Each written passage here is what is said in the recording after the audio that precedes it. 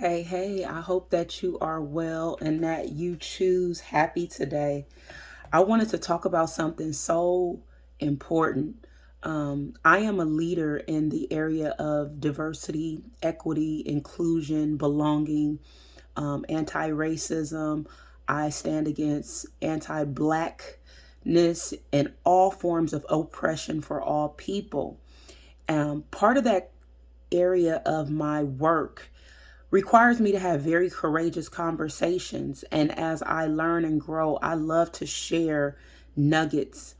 I was listening to a resource from Oprah Winfrey and Dr. Bruce Perry, and the premise of the conversation is shifting our thought, our speech, our perception from not what's wrong with you, but what happened to you. What happened? Because when you approach it from what happened and acknowledging that all of us have trauma, as a manager, as a leader, I am very sensitive to my team. And I know that my team can get anything accomplished that we have to face or deal with.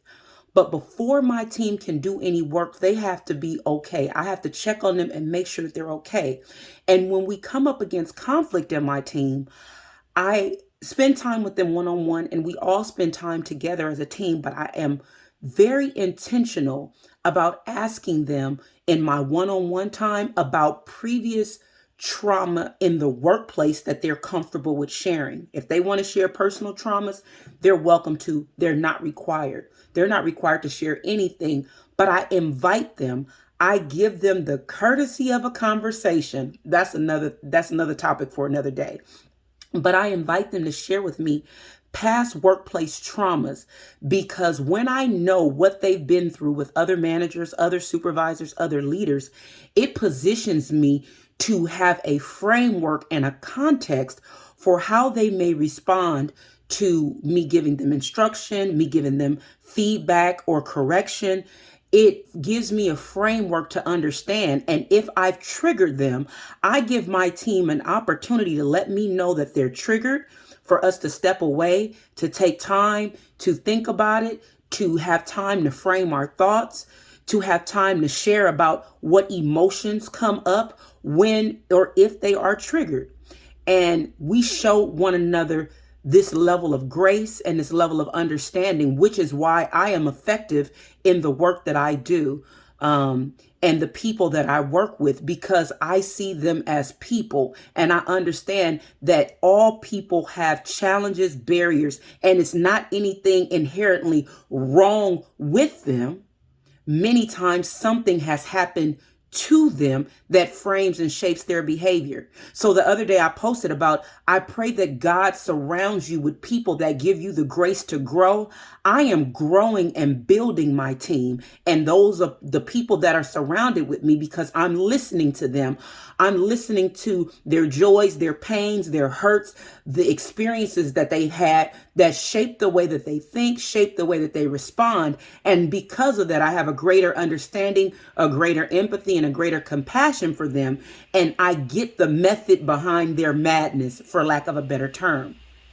But it creates a very healthy space in my work, in their work, for us to be able to see one another, feel one another, hear one another, and help one another grow personally and professionally. So that is my leadership tip for today. If you want to hear the conversation, you can just go to YouTube and type up Oprah Winfrey and Dr. Bruce conversation. It's from April 28th, 2021. But it is just a little piece of what I've been doing on a broader scale and what I've been experiencing in my professional environment on a broader scale, about the need to meet and see and hear and feel and help people right where they are.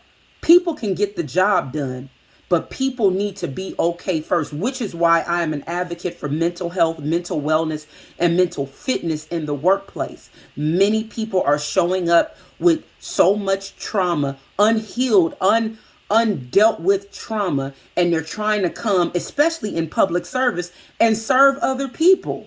And it's very challenging for them to be effective when they are not okay, or they have not received the resources, the support, and the help that they need. And so if you are a manager, if you are a leader, I want to encourage you to get well informed in the area of helping people get the resources that they need. I can't fix nobody, but I can listen. I can be empathetic. I can share resources. I can pray. And I can be a sensitive, compassionate, still effective leader in my place of business and take care of my people. Because if you take care of people, people will take care of the work. How about that? If you take care of people, your people will take care of the work. Again, I didn't mean to go so long, but it was so important that I share this with you. There is a manager, a leader, a supervisor, or somebody that will be, that if you can get this down in your practice, down in your heart, down in your mind, down in your spirit, if you can get this down in you, you can fool around and revolutionize the organization where you are a leader. If you want to talk to me more about leadership and development and equity, I am always just a DM, a text, a phone call away. Okay? Do you and be well. Take good care of yourself and those connected to you. Peace.